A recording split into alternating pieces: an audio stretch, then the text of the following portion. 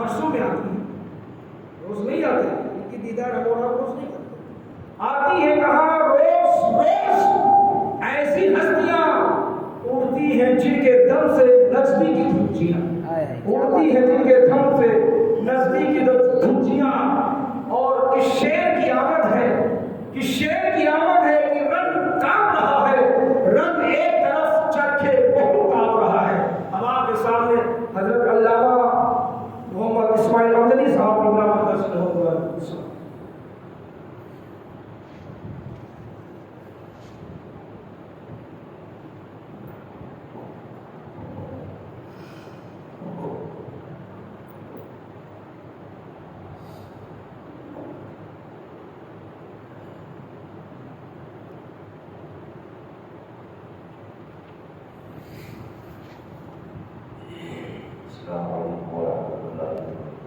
وعلیکم السلام ورحمۃ اللہ وبرکاتہ۔ الحمد لله والصلاة والسلام على نبيه أما بعد، أعوذ بالله من الشيطان الرجيم، بسم الله الرحمن الرحيم، إن أولياءه إلا المتقون، صدق الله العظيم، إن الله وملائكته يصلون على النبي، يا أيها الذين آمنوا صلوا عليه وسلموا تسليما، اللهم صل على سيدنا ومولانا محمد معدن الجود والكرم وآله وأصحابه وبارك وسلم، صلاة وسلام عليك يا سيدي يا رسول الله صلى الله عليه وسلم۔ سامعین کرام و رفیقان گرامی، وقت کافی ہو چکا ہے، صرف چند باتیں آپ کے سامنے عرض کر دوں۔ سرکار سیدنا غوث اعظم رضی اللہ تبارک و تعالیٰ یہ پوری جماعت اولیاء کی تعداد ہے، اور رب تبارک و تعالیٰ نے آپ کو جو مقام، مرتبہ، فضل و کمال عطا فرمایا وہ بارہا آپ سنتے رہتے ہیں۔ آپ اسی سے اندازہ لگائیں کہ غوث اعظم رضی اللہ تبارک و تعالیٰ کی دنیا میں تشریف آوری یہ اللہ تبارک و تعالیٰ کا اتنا بڑا انعام ہے کہ جس وقت آپ دنیا میں تشریف لائے تو گیلان کے علاقے میں جتنے بھی بچے پیدا ہوئے، ایک روایت میں 1100 لڑکوں کا ذکر ہے، اور ایک میں یہ ہے کہ جتنے بھی گھر کے اندر بچوں کی پیدائش ہوئی اللہ تبارک و تعالیٰ نے سب کو لڑکا عطا فرمایا، اور جتنے بھی پیدا ہوئے سب کو اللہ تبارک و تعالیٰ نے ولایت کا مرتبہ عطا فرمایا۔ سبحان اللہ، سبحان اللہ۔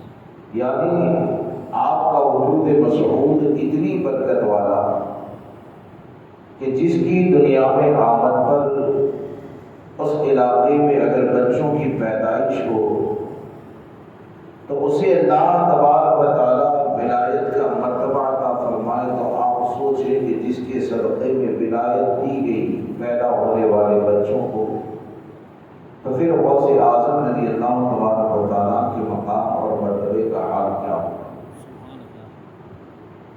سرکار سیدنا غوث اعظم رضی اللہ تبارک و تعالیٰ کے حوالے سے ہم کیا کہیں، اولیاء کرام نے، یعنی آپ سے پہلے جو آئے انہوں نے بھی سرکار غوث اعظم کی فضیلت کو بیان کیا، آپ کے بعد آئے انہوں نے بھی فضیلت کو بیان کیا، اور اسی لیے امام احمد اللہ فرماتے ہیں جو ولی قبل ہوئے بعد ہوئے یا ہوں گے، جو ولی قبل ہوئے یعنی پہلے جو ہو گئے وہ بعد ہوئے یا ہوں گے، یعنی جو بھی آئے گا سب ادب رکھتے ہیں دل میں میرے شاہ آتے ہیں، یعنی سب کے سب سرکار غوث اعظم رضی اللہ تبارک و تعالیٰ کا ادب و احترام کرتے ہیں۔ میں آپ کے سامنے 2-3 باتیں یہ عرض کرنا چاہتا کہ مختصر میں یہ سمجھیے کہ ہم اور آپ اگر غوث اعظم رضی اللہ تبارک تعالیٰ کی بارگاہ کا قرب حاصل کرنا چاہتے ہیں، قرب یعنی نزدیکی حاصل کرنا چاہتے ہیں، آپ کا فیض حاصل کرنا چاہتے ہیں، اپنی دنیا کی پریشانیوں میں، قبر کی پریشانیوں میں، میدان محشر کی پریشانیوں میں ہم اگر ان کے دامن کرم میں پناہ حاصل کرنا چاہتے ہیں تو آپ کے دامن کرم میں پناہ حاصل کرنے کے لیے ہم سب پر لازم یہ ہے کہ ہم شریعت مطہرہ کی پابندی کریں، ہم شریعت مطہرہ کی پابندی کریں، کیونکہ غوث اعظم رضی اللہ تبارک و تعالیٰ نے خود یہ فرمایا کہ وَكُلُّ وَلِيٍّ لَهُ قَدَمٌ وَإِنِّي عَلَىٰ قَدَمِ النَّبِيِّ بَدْرِ الْكَمَالِ، کہ ہر ولی جو ہے نا، یعنی جتنے بھی اولیاء کرام ہیں، وہ تمام کے تمام کسی نہ کسی نبی کے نقش قدم پر ہے، کوئی حضرت ابراہیم کے نقش قدم پر ہے، کوئی حضرت موسیٰ کلیم اللہ کے نقش قدم پر ہے، کوئی حضرت عیسیٰ روح اللہ کے نقش قدم پر ہے، لیکن سرکار غوث اعظم کیا فرماتے ہیں، وَإِنِّي عَلَىٰ قَدَمِ النَّبِيِّ بَدْرِ الْكَمَالِ، میں اگر کسی کے نقش قدم پر ہوں تو امام الانبیاء کے نقش قدم پر ہوں، میں کسی کے نقش قدم پر ہوں تو امام الانبیاء کے نقش قدم پر ہوں۔ تو اس شعر سے یعنی آپ نے جو تحدیث نعمت کے طور پر فرمایا، تو اس سے ایک تو یہ بھی سمجھ میں آتا ہے کہ علماء یہ فرماتے ہیں کہ ہمارے اور آپ کے آقا صلی اللہ تعالیٰ علیہ وسلم کو اللہ تبارک و تعالیٰ نے تمام انبیاء کرام میں جو فضیلتیں، جو خوبیاں، جو معجزات پائے جاتے تھے، وہ تمام خوبیاں بلکہ اس سے زیادہ اگر اللہ نے کسی ایک ذات میں جمع فرمائی تو وہ ہمارے آقا کی ذات میں جمع فرمائی۔ تو علماء یہ فرماتے ہیں کہ جب سرکار غوث اعظم نے یہ فرمایا کہ وَإِنِّي عَلَىٰ قَدَمِ النَّبِيِّ بَدْرِ الْكَمَالِ، کہ میں امام الانبیاء کے نقش قدم پر ہوں، تو یہ اس بات کی طرف اشارہ ہے کہ جتنے بھی اولیاء کرام دنیا میں تشریف لائے اور ولیوں کو جتنی بھی کرامتیں عطا کی گئی، تو وہ ہزاروں لاکھوں ولیوں کو جتنی کرامتیں دی گئی ہے، اس سے زیادہ کرامت ایک ذات میں اللہ نے جمع فرمائی، تو وہ غوث اعظم کی ذات ہے، وہ سرکار سیدنا غوث اعظم رضی اللہ تبارک و تعالیٰ کی ذات ہے۔ اور ابھی مولانا نے وہ کہا نا ابدال والا واقعہ، تو آپ صرف اس سے سمجھیں کہ غوث اعظم کی اگر سچی غلامی حاصل کر لو نا تو کیا حاصل ہو سکتا ہے۔ انہوں نے یہ جو واقعہ بیان کیا کہ چور کو ابدال بنائے، بادشاہ نے ابدال بنائے، چور کو ابدال بنائے، تو ابدال جو ہوتا ہے اس کا مقام کیا ہے؟ ایک حدیث پاک ہے اس کا خلاصہ، ابدال جو ہوتا ہے نا، تو اللہ تبارک و تعالیٰ آسمان سے بارش اسی کے لیے نازل فرماتا ہے، آسمان سے بارش اسی کے لیے نازل فرماتا ہے، دشمنوں کے اوپر کامیابی دی جاتی ہے تو وہ ابدال کے ذریعے کامیابی دی جاتی ہے۔ اب یہاں پر ایک نقطے کی بات آپ سوچئے کہ ہم اور آپ ہیں نا، تو حقیقت یہ ہے کہ یہ نعمتیں آسمان سے اترتی ہے یا ہم کو وقت پر کھانا مل جاتا ہے، تو حقیقت یہ ہے یہ اچھوں کا صدقہ ہے، ہمارے اندر کیا ہے۔ اب آپ دیکھیں کہ ابدال کے لیے بارش نازل ہوتی ہے، لیکن نازل اس کے لیے ہوتی ہے ہم گنہگاروں کو بھی عطا کر دی جاتی ہے، ہم گنہگاروں کو بھی عطا کر دی جاتی ہے۔ بارش کے ذریعے کیا کیا ہوتا ہے؟ گھاس بھی نکلتا ہے، جانوروں کا رزق ہوتا ہے، بارش کے ذریعے پھل نکلتا ہے، ہمارے لیے بھی غذا ہوتی ہے، بارش کے ذریعے پانی ملتا ہے، وہ ہماری جان کی حفاظت کا ذریعہ ہوتا ہے۔ اب آپ سوچو کہ غوث اعظم اگر عطا کرنا چاہیں تو آپ کو اللہ نے کتنا بڑا مقام دیا کہ چور جو چوری کرنے کے لیے گیا تو وہ تو حرام طریقے سے گیا نا، میں بتانا یہ چاہتا ہوں وہ کس لیے گیا؟ حرام طریقے سے، یعنی چوری کرنے کے لیے گیا۔ تو چوری کرنے کے لیے گیا تو گناہ کی نیت، چوری کرنا اچھا کام تو ہے نہیں، گناہ کی نیت ہے، رزق کی فکر میں جاتا ہے اور وہ بھی حرام روزی لینے کے لیے جاتا ہے۔ اب آپ سوچیں کہ ایک وہ بندہ جو حرام مال کو جمع کرنے کے لیے گیا، ایک وہ بندہ کہ جو روزی کی فکر کے اندر جاتا ہے اور حرام مال کو جمع کرنے کا ارادہ کرتا ہے، تو آپ ذرا سوچو کہ جو رزق کی فکر میں جانے والا ہے، غوث اعظم کی ایک نظر لوگوں کا رزق اس سے وابستہ فرما دیتے ہیں۔ یعنی بارش، یعنی ایک نظر ہو گئی تو اب بارش اس کے ذریعے ہوگی، تو اب کیسا ہو گیا؟ اب ایسا ہو گیا کہ اس کے در سے لوگوں کو رزق عطا کر دیا جاتا ہے۔ اب آپ ذرا غور کریں کہ غوث اعظم رضی اللہ تبارک و تعالیٰ کو اللہ تبارک و تعالیٰ نے کتنا بڑا مقام اور مرتبہ عطا فرمایا۔ یعنی جو رزق کی فکر میں جانے والا ہے تو وہ ایسا ہو جاتا ہے کہ اپنے رزق کی فکر کرنے والا نہیں رہتا ہے، بلکہ اس کے ذریعے ہزاروں لوگوں کو نعمتیں اللہ عطا فرماتا ہے۔ تو یہ کس کی نظر کا کمال ہے؟ یہ سرکار سیدنا غوث اعظم رضی اللہ تبارک و تعالیٰ کی نگاہ کا کمال ہے۔ تو اس لیے سرکار غوث اعظم رضی اللہ تبارک و تعالیٰ کی بارگاہ کا فیض حاصل کرنا ہے تو ہم سب پر لازم یہ ہے کہ شریعت مطہرہ کی پابندی، شریعت مطہرہ کی پابندی کریں۔ اور آپ دیکھیں کہ غوث اعظم رضی اللہ تبارک و تعالیٰ کی زندگی، حقیقت یہ ہے کہ ہمارے یہاں تربیت کا شعبہ یہ ختم ہوتا جا رہا ہے۔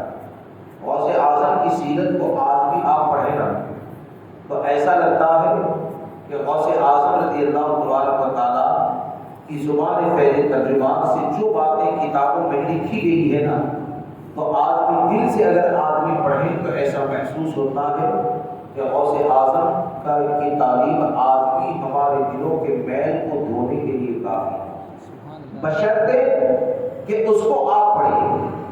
سب سے پہلی چیز یہ کہ ایک بات یاد رکھ کر چلے کہ ہم اس چیز کو سمجھیں کہ جو سرکار غوث اعظم کا سچا غلام ہوتا ہے وہ گناہوں کی بنیاد پر کسی سے تعلق قائم نہیں کرتا، حرام کاموں کی بنیاد پر کسی سے تعلق قائم نہیں کرتا ہے، بلکہ اس کا معاملہ یہ ہوتا ہے جو غوث اعظم رضی اللہ تبارک و تعالیٰ کا سچا غلام ہوتا ہے نا، وہ ہمیشہ تکلیفوں کو برداشت کر کے بھی برائیوں کا مقابلہ کرتا ہے اور برائیوں کے خاتمے کے لیے کوشش کرتا ہے۔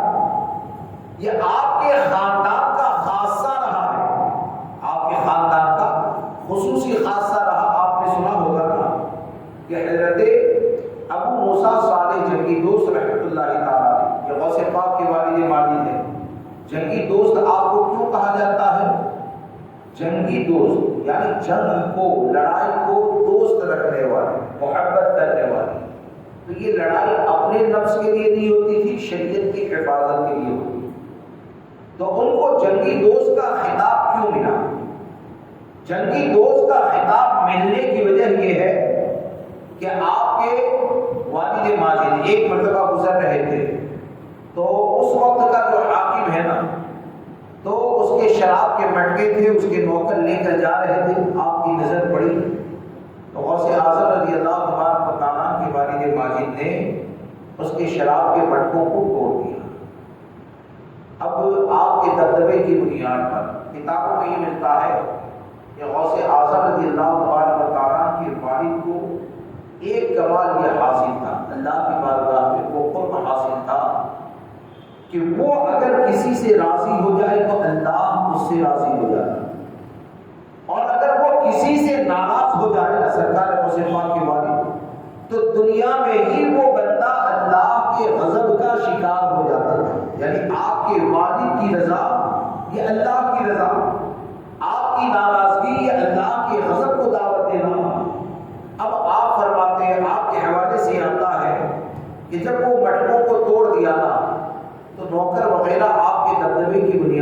کچھ بول تو نہیں پائے، کچھ بول تو نہیں پائے۔ اس میں ہم کو دو سبق ملتے ہیں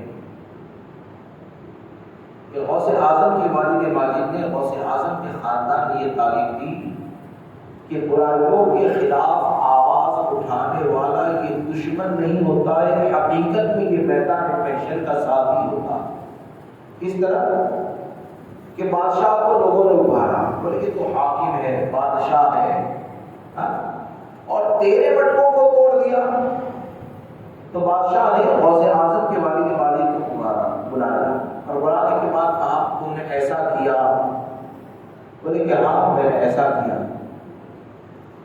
بولے کہ کس کے حکم سے تم نے ایسا کیا؟ کس کے کہنے سے؟ آپ نے سے فرمایا کہ کیا تم نے ایسا کیا؟ بولے کہ ہاں کیا۔ بولے کہ کیوں کیا؟ بولے کہ میں محتسب ہوں۔ محتسب یعنی لوگوں کے اعمال کا حساب کرنے والا، یعنی لوگ اگر گناہ کریں گے نا تو گناہ کے اوپر سزا دوں گا، میں اس کا حساب کروں گا۔ تو وہ حاکم جو ہے نا وہ تکبر سے کہتا ہے کہ تم کو محتسب کے حساب کرنے والا بنایا کس نے؟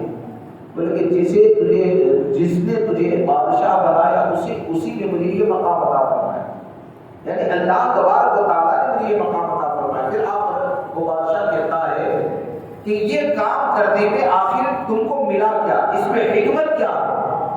تو اب آپ دیکھیں کہ برائیوں کو روکنے کے پیچھے نیت کیا ہونی چاہیے کہ غوث اعظم رضی اللہ تبارک و تعالیٰ کے والد ماجد فرماتے ہیں کہ تیرے اوپر رحم آ گیا اس لیے تیرے مٹکوں کو توڑا، تیرے اوپر رحم آ گیا اس لیے مٹکوں کو توڑا۔ یعنی آپ یہ فرماتے ہیں کہ میں نے گویا کہ تیرے مٹکوں کو توڑ کر میدان محشر کی ذلت و رسوائی سے بچا لیا۔ مجھ سے دشمنی مت کر، میرا احسان مان، مجھ سے دشمنی مت کر، میرا احسان مان کہ میں نے تجھے شراب سے بچا لیا تو میدان محشر کے حساب و کتاب سے بچ جائے گا۔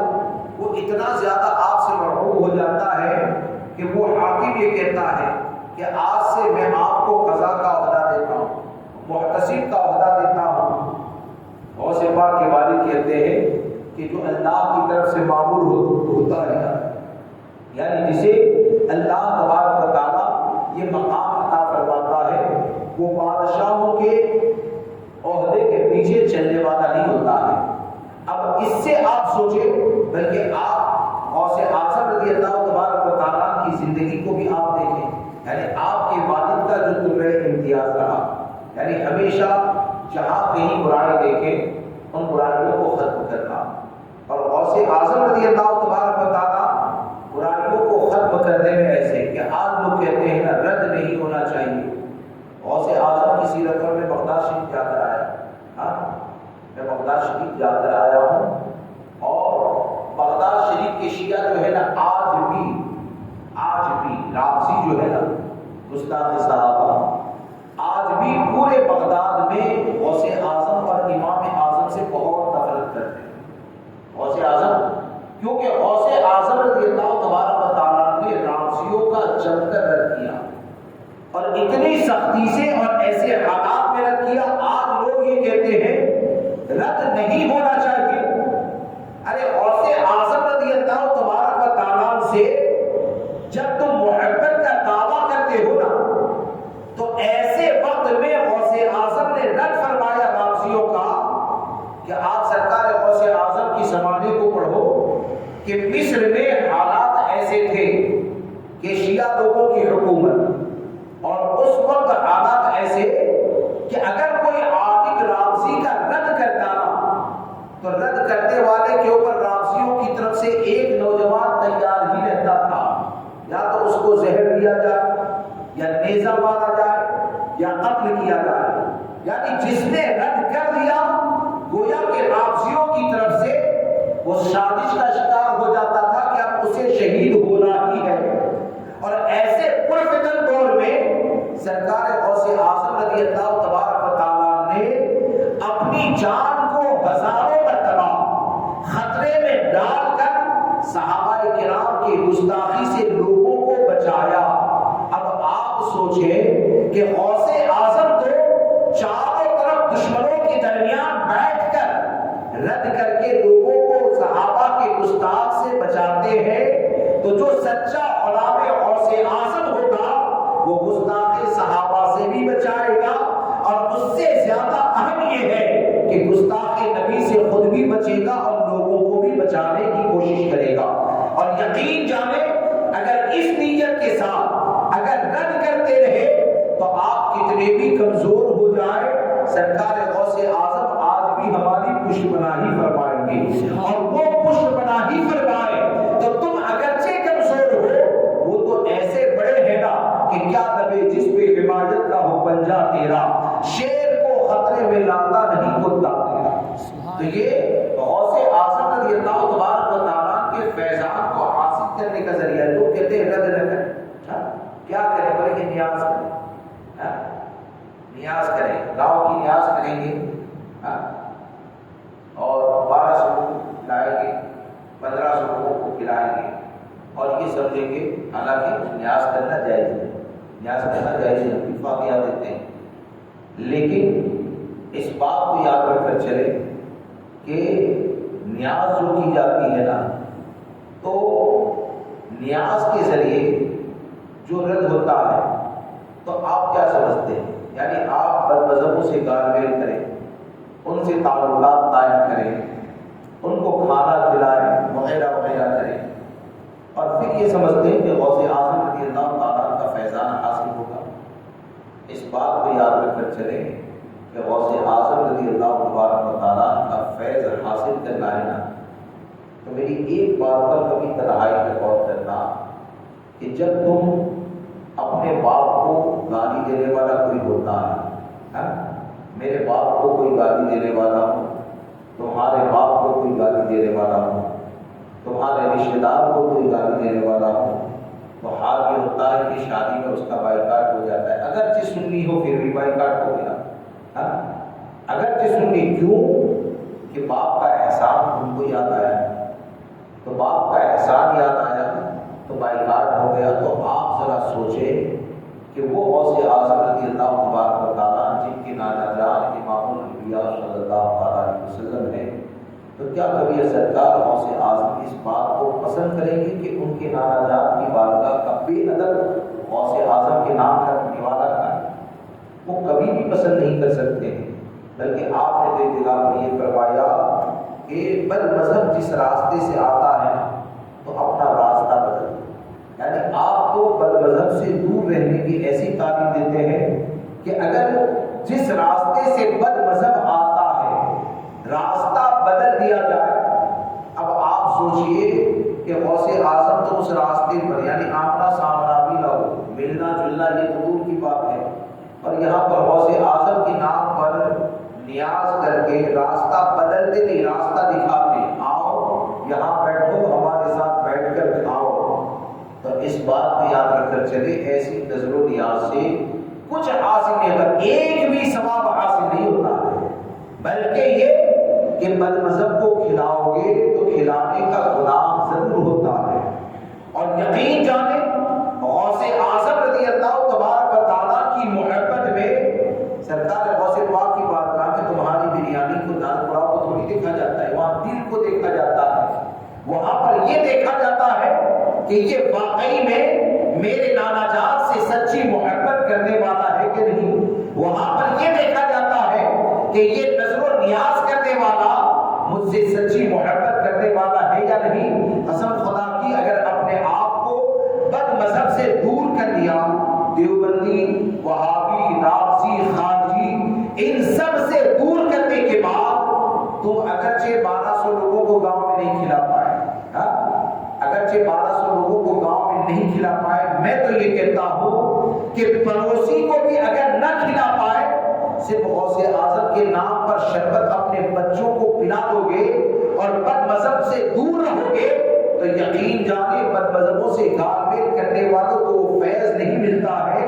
جو اپنے بچوں کو شربت پلانے والوں کو فیض ملا کرتا ہے۔ اس بنیاد پر کہ آپ نے شربت پلایا تو وہ شربت بھی شریعت کے دائرے میں پلایا گیا، آپ نے پانی پلایا وہ پانی بھی شریعت کے دائرے میں پلایا گیا ہے، تو شریعت کے دائرے میں شربت پلاؤ گے تو فیضان غوث اعظم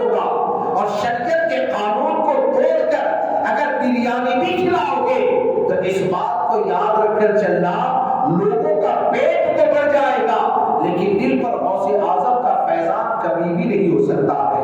اس لیے اس اصول کو یاد رکھ کر چلے اور اپنی زندگی کو شریعت مطہرہ کے مطابق گزارنے کی کوشش کریں آپ۔ اور دوسری بات یہ کہ غوث اعظم، باتیں کافی ہے، ایک بات اور عرض کر کہ ہمارے بزرگوں نے ہم کو جو تعلیم عطا فرمائی، ہمارے بزرگوں نے ہم کو جو تعلیم عطا فرمائی، اور بالخصوص سرکار غوث اعظم رضی اللہ تبارک و تعالیٰ، تو وہ تعلیمات میں یہ بھی ہے کہ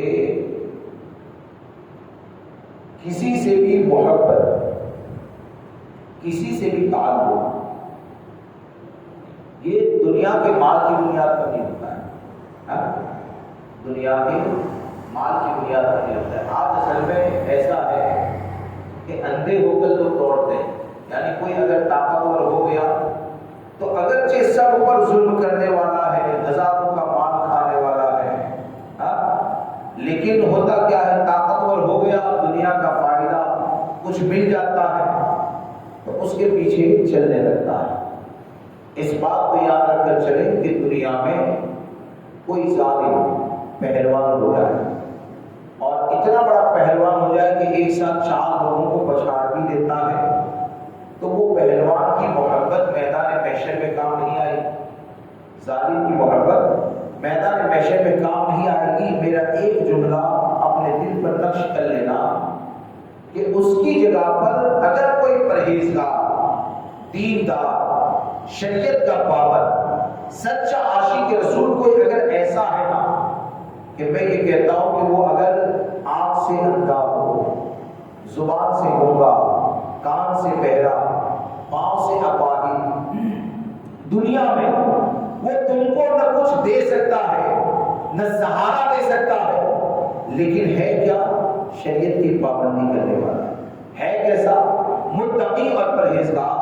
تو اس بات کو یاد رکھ کر چلنا کہ وہ جو تم کو آنکھ سے اندھا، کان سے بہرا، زبان سے گونگا نظر آتا ہے نا، لیکن اگر متقی ہے اور اس کے تقوی کی بنیاد پر محبت کرو گے تو اس بات کو یاد رکھنا، میدان محشر میں ظالم پہلوان ساتھ نہیں دے گا، بلکہ یہ آنکھ سے اندھا اگر تقوی کی بنیاد پر محبت کی تو یہ تمہارے لیے جنت میں جانے کا ذریعہ بن جائے گا۔ سبحان اللہ۔ اس لیے کسی سے بھی محبت کی جائے تو غوث اعظم رضی اللہ تبارک و تعالیٰ نے جو مجاز دیا ہے وہ مجاز یہ ہے کہ محبت کا درجہ مال، دنیا کی شہرت، اس کی بنیاد پر نہیں ہوتا ہے، کس سے کتنی محبت کرنی ہے، کس سے کس درجے محبت کرنی ہے، وہ محبت کا تقاضا، وہ محبت کا درس بھی ہمارے بزرگوں نے ہم کو عطا فرمایا۔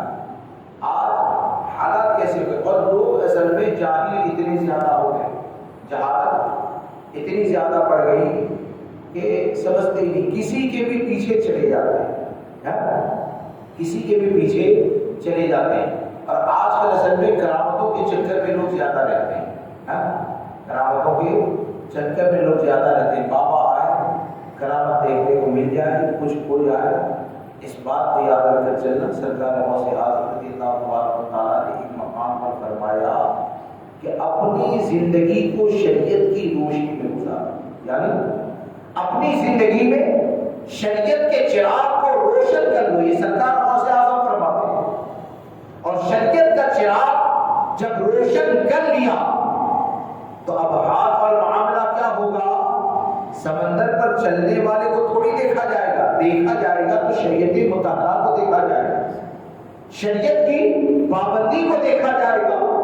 لیکن آج حالات کیسے بنا دیے کہ لوگ دین سے اتنے زیادہ دور ہو گئے کہ اب تو اصل میں کسی کی چلنے کی ایک اسٹائل ہوتی ہے، کہ چہرہ اگر گورا ہو اور آ جائے تو اگرچہ عورتوں کو ہاتھ چوموائے، لوگ کیا سمجھ رہے ہیں، کیا چہرے کے اوپر نور ہے، کیا گورا ہے، یعنی گورا ہونا لوگوں نے ولایت کی دلیل سمجھ لیا۔ یہ تو ایسا بنا دیا کہ کالا تو بیچارہ کبھی ولی ہو ہی نہیں سکتا۔ کیا کالا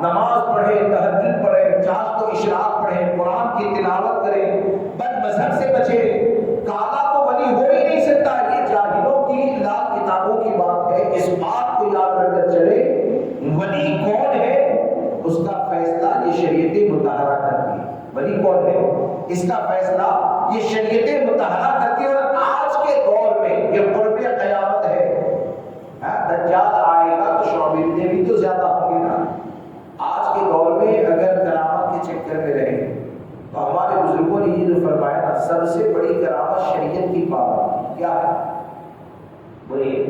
شریعت کی آخری بات آپ کو سمجھا دوں. سب سے بڑی کرامت یہ شریعت کی پابندی.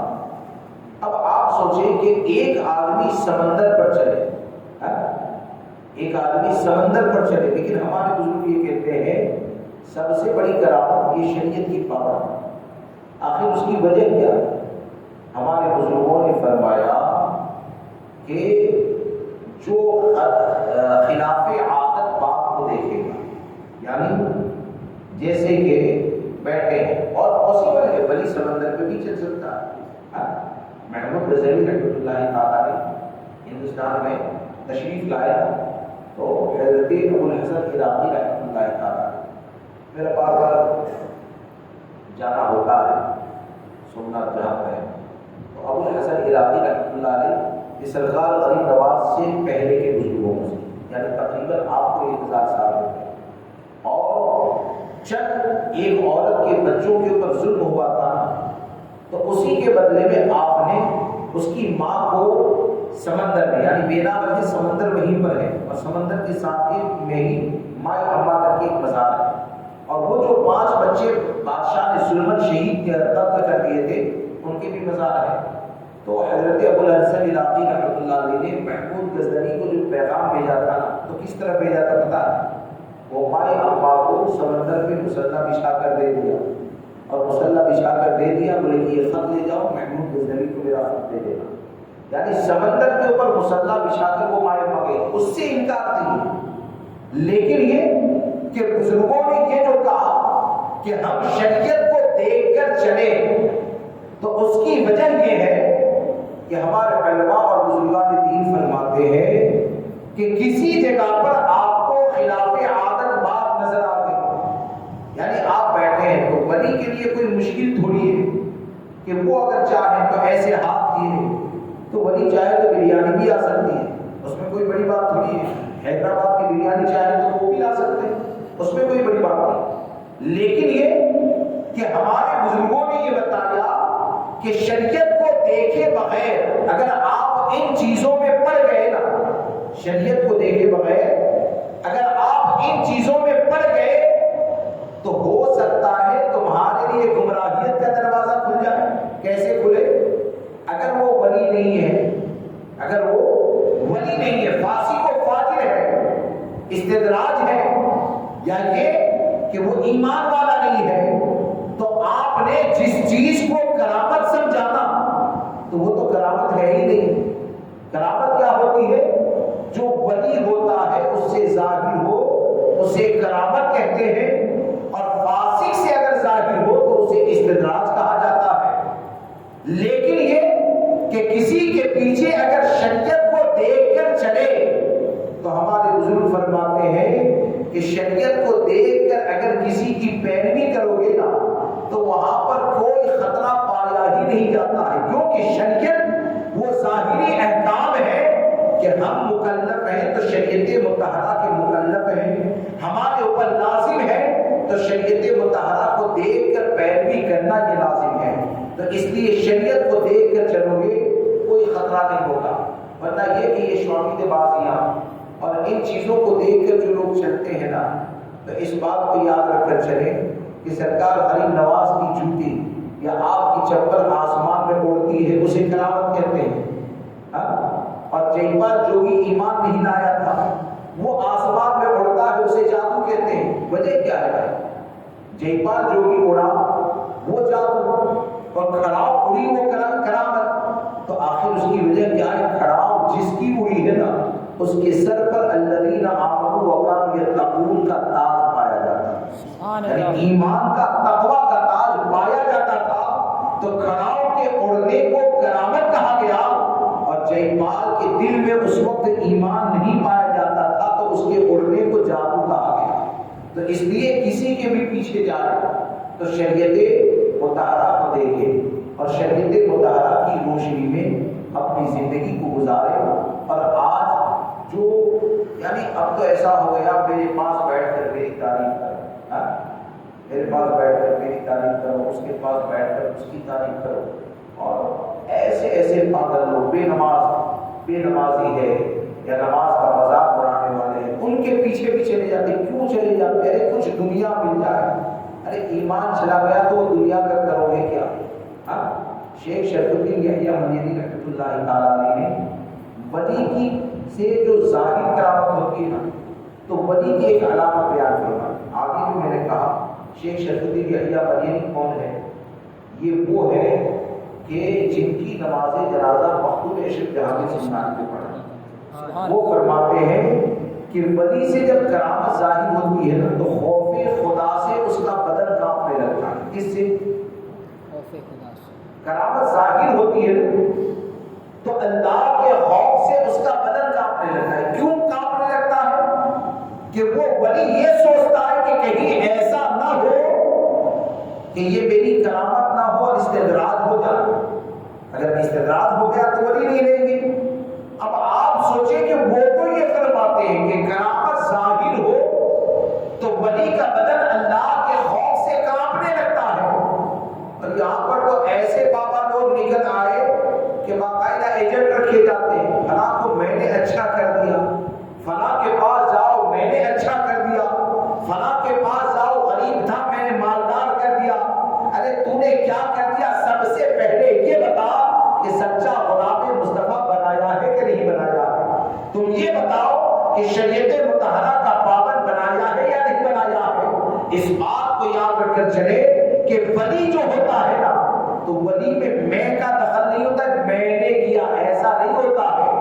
ولی کا جو معاملہ ہوتا ہے، جو کچھ بھی ہوتا ہے وہ اللہ کا فضل مانتا ہے، سرکار بغداد کی عطا مانتا ہے. اس لیے ہم اگر شریعت کو دیکھیں گے، کوئی بھی رہے، ہمارا پیر کی بات ہو، مرید کی بات ہو، مولانا کی بات ہو کہ مفتی کی بات ہو، کوئی بھی رہے، ہم اگر چلتے ہیں تو شریعت مطہرہ کو دیکھ کر چلتے ہیں.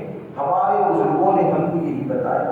1400 سال سے آپ بزرگوں کی زندگی کو دیکھیں، ہر کوئی شریعت پر چلا اور شریعت پر چل کر شریعت کی تعلیم پر چلنے کی ہم کو تلقین کی اور وہ تلقین کرتے ہوئے دنیا سے گئے. تو ہمارے لیے اتنے سب بزرگان دین کافی ہیں چلنے کے لیے.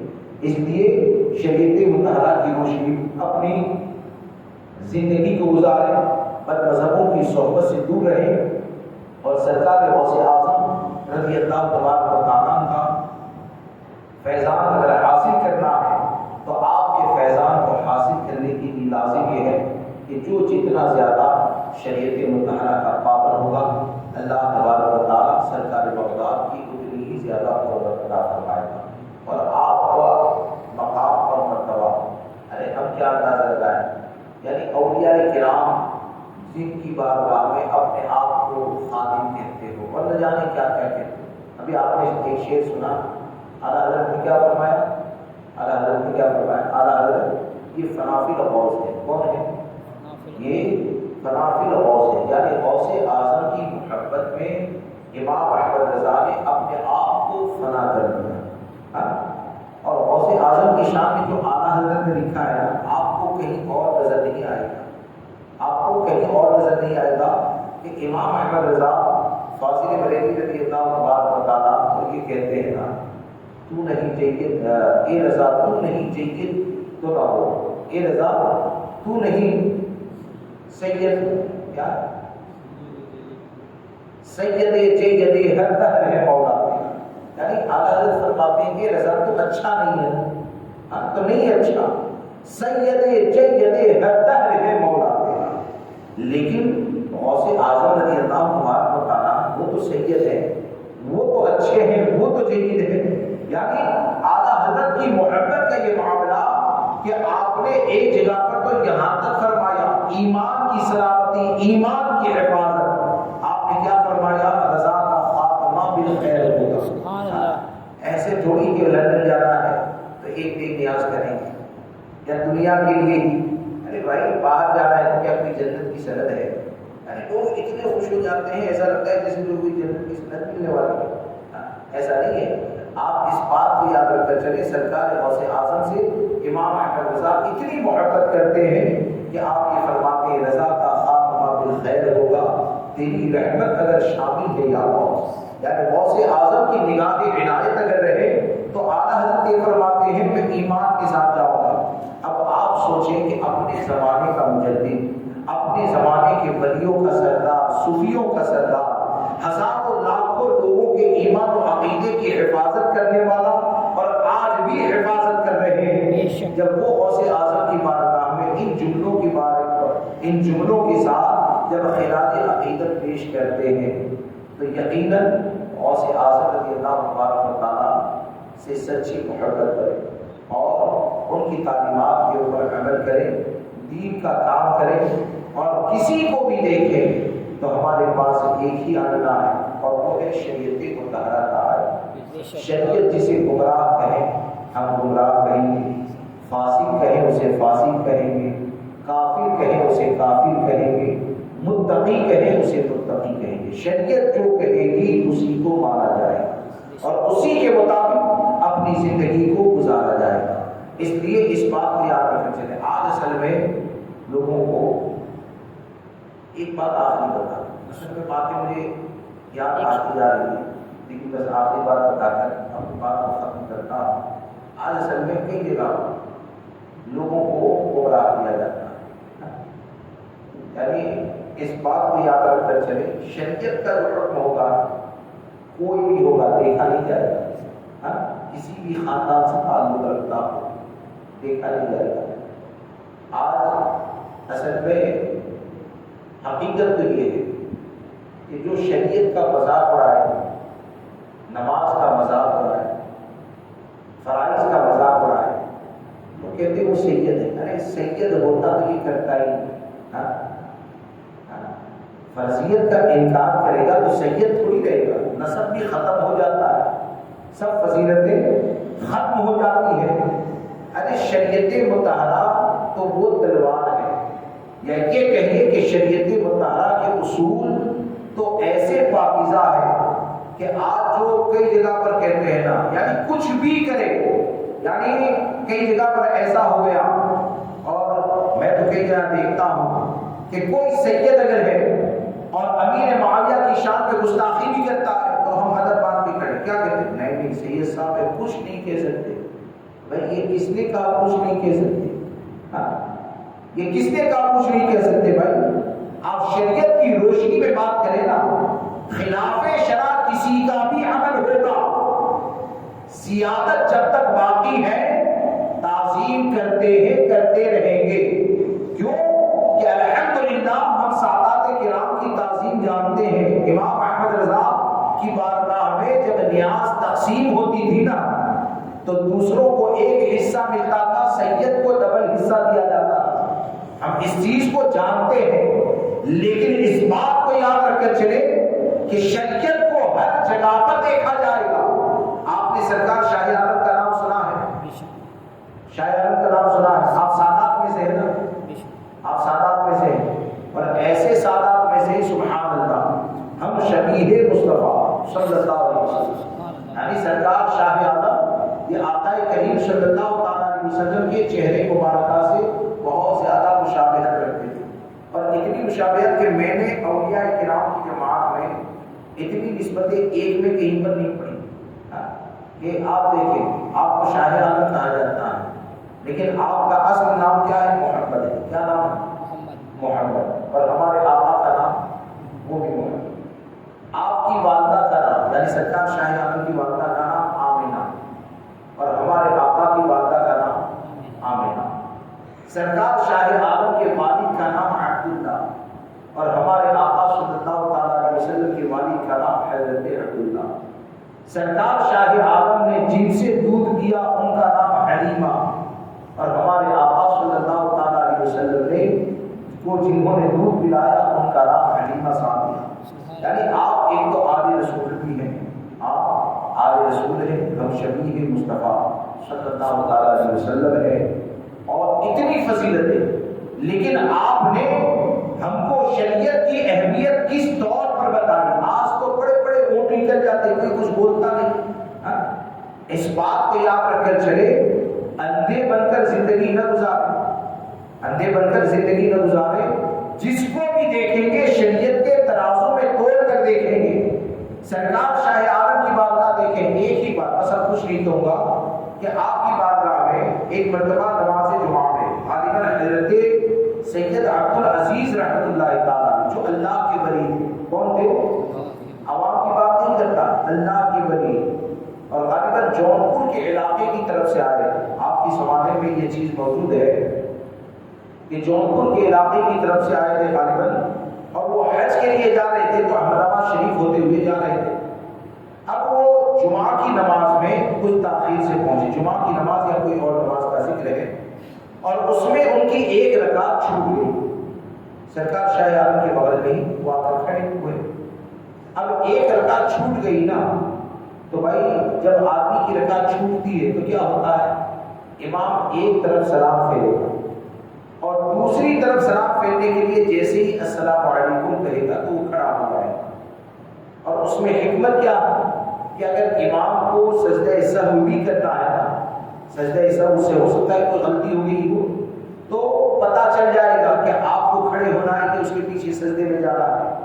اب ہوا یہ کہ وہ جو اللہ کے ولی تھے, وہ بزرگ تھے نا, تو وہ انہوں نے کیا کیا, جیسے ہی امام نے سلام علیکم ورحمۃ اللہ کہا وہ کھڑے ہو گئے, یعنی دوسری طرف سلام کا انتظار نہ کیا. سرکار شاہ عالم نے دیکھا تو آپ نے وہ نماز سے فارغ ہوئے, تو آپ نے فرمایا کہ تم نے ایسا کیوں کیا, تم نے ایسا کیوں کیا. اگر امام سے کوئی غلطی ہو جاتی یا امام سے کوئی واجب چھوٹ گیا ہوتا تو تم کیا کرتے. تو وہ اللہ کے ولی تھے, انہوں نے یہ کہا میں نے کشف سے, ولی کی نظر دل پر بھی ہوتی ہے نا, یعنی ہمارے دل کے حالات کو بھی جانتے ہیں, تو وہ بزرگ یہ کہتے ہیں کہ میں نے کشف کے ذریعے جان لیا کہ امام سے کوئی بھی غلطی نہیں ہوئی. میں نے نماز میں ہی امام کے دل کے اوپر نظر کی نا, تو مجھے اس چیز کا علم ہو گیا کہ امام سے کوئی بھی غلطی نہیں ہوئی, اس لیے میں کھڑا ہو گیا. سرکار شاہ عالم فرماتے ہیں تم نے کشف کیا, لیکن مجھے یہ بتاؤ شریعت کا حکم کیا تھا, مجھے یہ بتاؤ شریعت کا حکم کیا تھا. یہ کون کہہ رہا ہے, یہ سرکار شاہ عالم رضی اللہ تبارک و تعالیٰ کی ذات ہے. یہ کون ہے, ہم شبیہ مصطفیٰ ہے. یہ کون ہے کہ جن کی آج بھی ایک نظر عنایت ہو جائے تو دو جہاں جس کے سنور سکتے ہیں وہ سرکار شاہ عالم کی بارگاہ ہے کہ بزرگان دین ان کے تخت کے نیچے آتے ہیں, 2 رکعت نفل پڑھتے ہیں, اور بزرگوں سے یہ روایت چلی آ رہی ہے کہ جو بھی 2 رکعت نفل پڑھنے کے بعد دعا کرتا ہے دعا قبول ہوتی ہے. تو وہ کیا کہتے ہیں کہ تم نے کشف سے امام کا حال جان لیا, لیکن شریعت کا حکم کیا تھا وہ بتاؤ. بولے کہ شریعت کا حکم تو یہی تھا کہ دوسری طرف سلام پھیرتے تب جا کر کھڑا ہوگا. تو آپ نے صرف اس بات پر اس ولی کی ولایت چھینی. کیا کیا, ایک بار اس ولی کی ولایت چھینی. وہ بہت زیادہ عاجزی انکساری کرتے, روتے ہیں. حضور بولے کہ آئندہ کبھی ایسا نہیں ہوگا, آئندہ کبھی بھی شریعت کے مقابلے میں اپنے کشف کو نہیں دیکھوں گا. آپ فرماتے ہیں ابھی تو ولایت نہیں دی جائے گی. وہ ویسے ہی حج میں جاتے ہیں, آپ نے فرمایا واپس آنا, اگر تمہارے دل کو شریعت کے مطابق پایا تو تمہاری ولایت میرے پاس امانت میں تم کو دے دی جائے گی. تو آپ نے وہ حج سے واپس آئے, اس کے بعد ولایت کا فرمائی. اب آپ سوچیں کہ ایک حکم شرع کے خلاف ولی اگر کشف کی بنیاد پر, اور اسی لیے بزرگان دین نے فرمایا, حضرت جنید بغدادی دیکھیں, خود مقبول شیخ جہاں سلطانی دیکھیں, ان لوگوں کا معاملہ یہ کہ اولیاء کرام فرماتے ہیں کہ ان پر اگر کوئی کشف یعنی کوئی بات اگر ظاہر بھی ہو جاتی ہے نا, تو ظاہر ہوتے ہی اس پر کبھی بھی عمل نہیں کرتے. صوفیاء کرام فرماتے ہیں کشف اگر ہو بھی جائے تو اس کشف کو سب سے پہلے شریعت پر پیش کرتے, شریعت کے مطابق ہے تو عمل کرتے ہیں, ورنہ ولی کشف پر عمل کرنے کو ناجائز کو شریعت کے ترازو میں کھولیں۔ اللہ مجھے آپ سب کو ہماری قیادت تک آنے والی نسلوں کو سرکار غوث اعظم کی سچی غلامی نصیب فرمائے۔ آمین۔ بولنے میں کچھ بھی غلطی ہو گئی تو توبہ کرتا ہوں۔ استغفر اللہ رب من كل ذنب واتوب اليه، لا اله الا الله محمد رسول اللہ۔ السلام علیکم۔